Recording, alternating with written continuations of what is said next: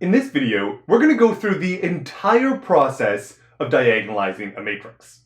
And what I'd actually suggest is for you to pause the video, you see the matrix here, see how far you can get. Can you tell me exactly how to diagonalize it? Because this is just going to be computations that we've done in the past, mainly computing eigenvalues and eigenvectors. So, first step, compute the eigenvalues. To do this, I need to look at the determinant of A minus lambda I. And the question is, when is this determinant going to be equal to 0? That will give me my eigenvalues. So I'm going to use the vertical line for computing the determinant. I'm taking 2 minus lambda, 0, 0, 1, another 2 minus lambda, a 1, and minus 1, 0, 1 minus lambda. Because I have these zeros on the top row, when I compute the determinant and I expand along the top row, two of the terms are just going to be 0, and the only one that's really interesting is the final term, so this is the 2 minus lambda term. And then it's multiplied to the determinant of 2 minus lambda, 1, 0, 1 minus lambda. In other words, I'm looking down here at this submatrix here.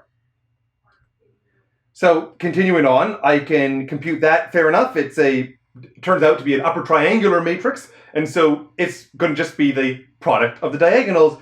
In other words, I'm going to have 2 minus lambda with algebraic multiplicity 2. I'm going to put the squared up there, and then finally multiplied by 1 minus lambda. I'm setting that equal to 0, and so I get that a lambda 1 is equal to 2, and then I get a lambda 2 is equal to 1. I notice that lambda 1 is going to occur twice. Alright, so now let's continue and move on to step 2, which is computing the corresponding eigenvectors.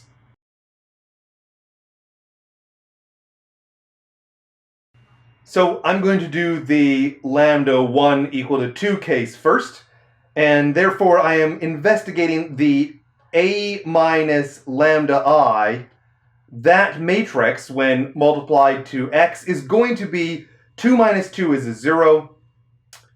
Then I have another minus 2, so another 0 here. And then minus 1, 0, minus 1. And then I'm trying to solve this system being equal to 0 and asking what vectors of x is going to have this property. Well, it looks like I can do a little bit of a reduction to the matrix 0, 0, 0, 1, 0, 1, and then I'm going to put a row of zeros down here because it's just a multiple. The third row is a multiple of the second row. And then if I want to solve this particular system, I note that I have two different free variables, so my x2 and my x3 are going to be free. And so let's put those in. x2 is an s, x3 is a t. And then the only equation I really have to look at is this second row here. It's the only one that's trivial, and it tells me that my x1 is going to be equal to minus the x3, in other words, minus t. So the canonical way that we want to write down the solutions to homogeneous systems is to say, look, it's going to be the scalar s times in x1, there's no s's, so it's 0, and then 1 and 0, and times t, and in x1 I have a minus 1, a 0, and a 1. So that's our sort of standard way to write down the solutions to this homogeneous system. Now I want to note here that we've got these two vectors.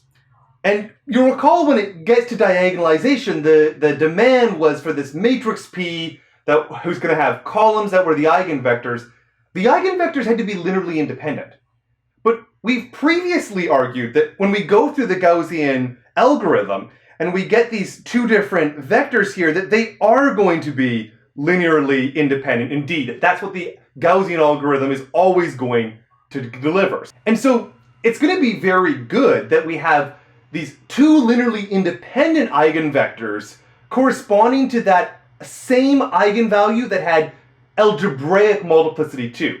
So there is lambda of equal to 2, that was repeated twice, but that we also got 2 linearly independent eigenvectors. We're going to need that to be the case. So this is a great result for us hoping to be able to diagonalize, and we'll come back to that in a little bit. Now, we had already input the lambda 1 equal to 2, so for the next one, let's do lambda 2, which I believe was equal to 1. And so when I look at my a minus, now it's going to be lambda 2, the previous one was lambda 1. When I look at a minus lambda 2 times I times the vector x, all right, well, I have to remember what my matrix A is before I subtract the 1s from the diagonal. So there it is, 2, 0, 0, 1, 2, 1, minus 1, 0, 1. So I can subtract off the 1s all the way along the diagonal. So the 2, 0, 0 is going to go to a 1, 0, 0. The 1, 2, 1 is going to go to a 1, 1, 1. I've already forgotten the third row. Minus 1, 0, 1. And so I can put that in as minus 1, 0, 1 minus 1, another 0. So I've got that matrix times x. And then what I want to do is do some reductions of this. I want to see what that's going to go to. So I will send that to 1, 0, 0. I'll subtract off the first row from the second. That gives me a 0, 1, 1. Add the first and the third. That's going to give me a 0, 0, 0. And I'm investigating when is that equal to 0. Well, we've got one free column here, so I will set my x3 to be equal to s. I'm going to set my x2 to be equal to minus s. And that gives me that my x1, because it's the two zeros, that has to be equal to 0. And so the standard way I'm going to write the vector x is this parameter s. There's nothing in the x1. There's a minus 1 times s in the x2, and there's a 1 in the x3. So what do I have? I have one eigenvector here. I'm going to call this v3. Previously, we'd seen that we had two other eigenvectors, and they were going to be this v1 and this v2. So I have 1, 2, 3 different eigenvectors, and they were all linearly independent. Why? Well, we've previously argued that the 2 corresponding to that lambda 1 equal to 2, the two different eigenvectors we had there, those were linearly independent. But we've also previously seen that the eigenvectors for different eigenvalues have to be linearly independent as well. So these 3 different linearly independent eigenvectors are hanging around, and I can put them into one matrix P. So this takes me now to my step 3. And what I'm going to do here is create a matrix P, and it consists of the v1, the v2, and the v3, which I have to scroll back up so I can see them. What's it going to be? 0, 1, 0, and minus 1, 0, 1. So I'm going to make a matrix 0, 1, 0, and minus 1, 0, 1. Those are my v1 and my v2, and look, I've got a third one here, minus 1, 1.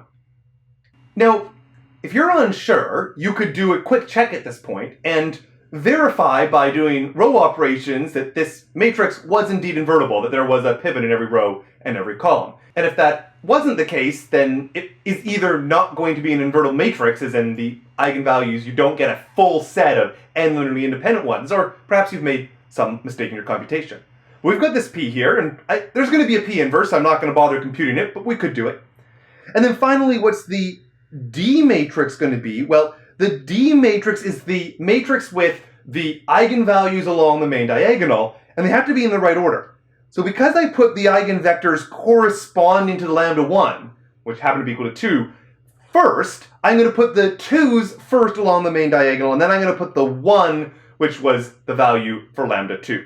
And then zeros everywhere else, and that's my diagonal matrix. And then finally, if you really don't believe me, because, I lie a lot, you could go and try to verify for yourself that the A was indeed equal to P, D, P inverse. And if you've got a little bit of time on the final exam, it's worthwhile to do this, because there's a lot of potential to make mistakes in this sort of relatively long computation, but if you want to go and invert the P and to do this multiplication, you can indeed see that the A will be equal to this. So we have diagonalized our matrix A and said that it is similar to this very nice and easy to manipulate matrix D.